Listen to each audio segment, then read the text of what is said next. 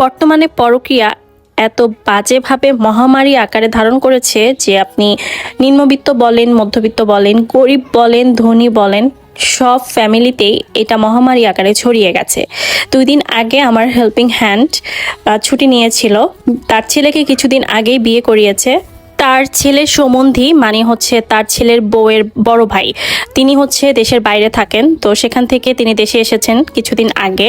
তো আসার পর তিনি জানতে পারেন তার বউয়ের সাথে তার নিজের ছোট ভাইয়ের মানে সম্পর্ক। এরকম একটা ঘটনা শোনার পর বা এই ধরনের কথা শোনার পরে কেউ কি স্বাভাবিক থাকতে পারে বলেন? তিনি তো কিছুতেই এটা মেনে নিতে পারছেন না। আর অন্যদিকে তার ছোট ভাই বলছে যে তার বউয়ের সাথে যাতে তাকে বিয়ে দেওয়া হয়, কিন্তু বড় ভাই কখনো এটা কি মেনে নিবে নিজের স্ত্রীকে নিজের ছোট ভাইয়ের সাথে বিয়ে দেওয়ার? আর এগুলো নিয়ে তাদের দুই ভাইয়ের মধ্যে অনেক বেশি ঝামেলা হয়, আর এই ঝামেলা হওয়াটা খুবই স্বাভাবিক। তো বড় ভাই মানে যিনি বিদেশ থেকে এসেছেন তিনি হচ্ছেন সুইসাইড করতে গিয়েছিলেন একবার। তো সবাই দেখে ফেলার পর প্রথম দিন তিনি কোনো রকম বেঁচে যান, কিন্তু পরের দিন তিনি আবার হচ্ছে সেম কাহিনী করে, নিজের গায়ে পেট্রোল ঢেলে হচ্ছে আগুন লাগিয়ে দেয়।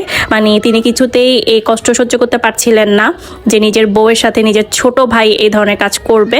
আর তার বউরও তো অবশ্যই দোষ আছে আমি মনে করি। তো এইরকম ঘটনা এখন অহরহ ঘটছে। আসলে ছোট বড় ধনী গরিব মানে কোনো কিছুই ম্যাটার করে না, এখন সব জায়গাতেই শুধু পরকীয়া আর পরকীয়া। তো আল্লাহ আমাদেরকে এই ধরনের পাপ কাজ থেকে আসলে কি বলবো, বিরত রাখুক আর হেফাজতে রাখুক। যারা এই ধরনের কাজে লিপ্ত হয় আল্লাহ তাদেরকে হেদায়েত দিক, এটাই বলবো।